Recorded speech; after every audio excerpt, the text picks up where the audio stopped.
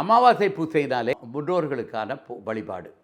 நமக்கு எந்த வழிபாடுனா, எந்த வகையில் இந்த அமாவாசை பூஜை எல்லா அமாவாசைக்குமே இது நான் சொல்கிறது பொருந்தும். நமக்கு ஆவி நம்ம எல்லோரும் என்ன நினச்சிக்கிட்டு இருக்கோம், உயிர்னு ஒன்று இருக்குதுன்னு நினச்சிக்கிட்டு இருக்கிறோம்.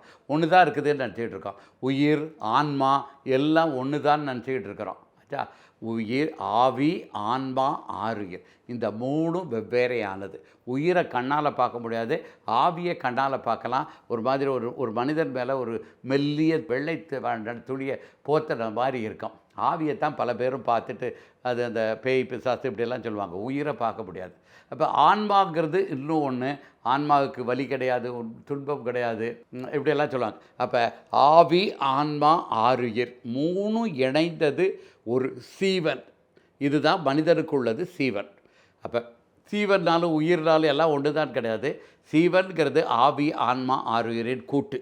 அமாவாசை காலத்தில் இது ரொம்ப நெருங்கி வரும்.